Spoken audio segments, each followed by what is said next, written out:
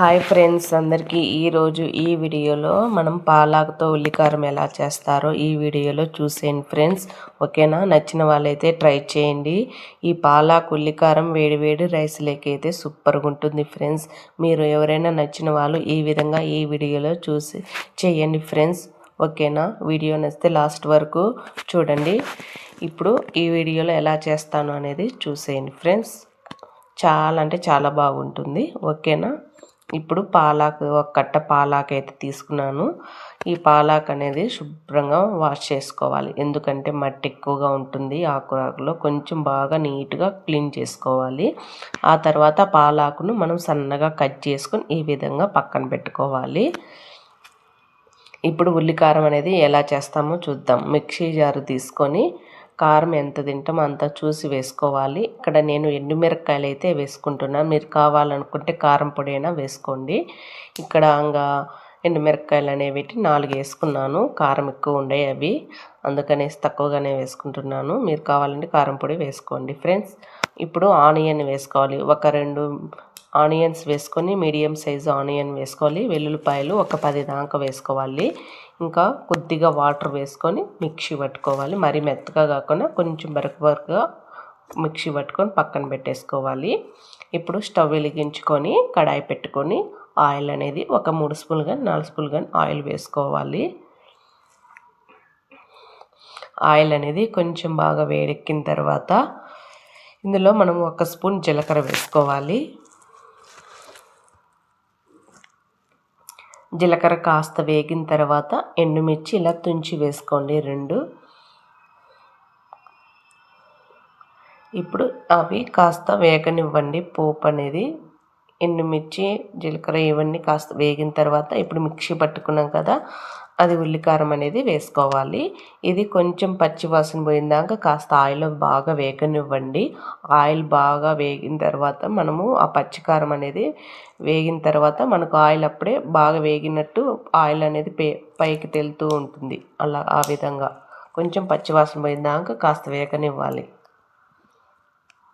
ఇప్పుడు ఇందులో చిటికెడు పసుపు వేసుకోవాలి.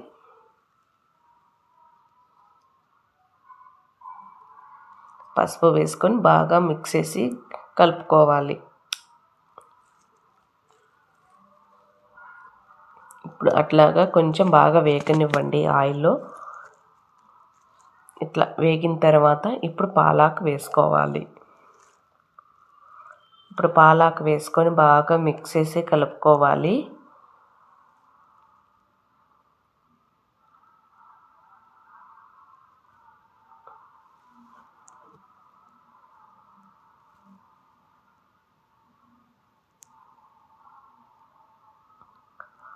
చూసారా, గెంటితో ఇలాగా బాగా మిక్స్ చేసి కలుపుకోవాలి ఫ్రెండ్స్. ఇప్పుడు మూత పెట్టేసుకుందాము. ఇందులో మనము ఉల్లికారం గ్రైండ్ చేసేటప్పుడు కొంచెం కల్లుప్పు వేసుకొని గ్రైండ్ చేసుకోండి ఫ్రెండ్స్. ఇప్పుడు కొంచెం సాల్ట్ కావాలంటే సాల్ట్ వేసుకొని కాస్త బాగా గెంటితో కలిదిప్పుకొని ఇలాగ మూత పెట్టేసుకోండి. ఇప్పుడు మూత తీసేసి చూద్దాం మనం ఆకు ఎంతవరకు వచ్చిందో, పాలాకు ఉడికిందా లేదా అని. పాలాకు వేటికే ఉడికిపోతుంది లేనిపి. చూసారా, ఇలా గెంటితో ఒకసారి మళ్ళీ కలిదిప్పుకోవాలి.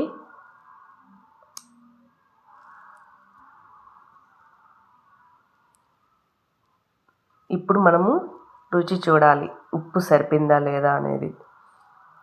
ఇట్లాగా లాస్ట్లో ఒకసారి చూడండి, ఉప్పు సరిపోకుంటే ఒకసారి మళ్ళీ వేసుకోండి. ఇక్కడ కొంచెం నేను తక్కువ అనిపించి కొంచెం సాల్ట్ వేసుకొని మళ్ళీ ఒకసారి గంటితో కలిదిప్పుకోవాలి. కారం అయితే సరిపోయింది.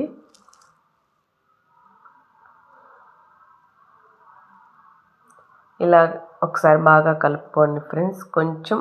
కొంచెం గట్టిపడాలి కూర పాలాకు అనేది. ఇట్లా మళ్ళీ ఒకసారి ఒక 5 నిమిషాల తర్వాత మూత తీసి చూడండి. ఇప్పుడు కూరకైతే చాలా బాగుంది పాలాకు ఉల్లికారం అనేది. ఇంకా వేడి వేడి అన్నంలో ఈ కూర వేసుకొని తింటే సూపర్గా ఉంటుంది ఫ్రెండ్స్. మీరు ఎవరైనా ఈ విధంగా ట్రై చేయండి, చాలా బాగుంటుంది. మీరు కారం తినేవాళ్ళు కొంచెం కారం తక్కువ వేసుకొని చేసుకోండి. కొంచెం స్పైసీగా కారం ఎక్కువ తినాలనుకునే వాళ్ళు కొంచెం కారం ఎక్కువగానే వేసుకొని చేసుకొని ఇలాగా చేసుకొని తినండి ఫ్రెండ్స్. చాలా బాగుంటుంది. వేడి వేడి అన్నంలో పాలాకు ఇలా ఉల్లికారం చేసుకొని తింటే సూపర్గా ఉంటుంది. అసలుకి ఆకుకూరలు తినడం మన ఆరోగ్యానికి చాలా మంచిది ఫ్రెండ్స్. మీరు ఎవరైనా ఆకుకూరలు ఇలా తెచ్చుకుంటే కనుక ఇలా ట్రై చేయండి. ఓకేనా?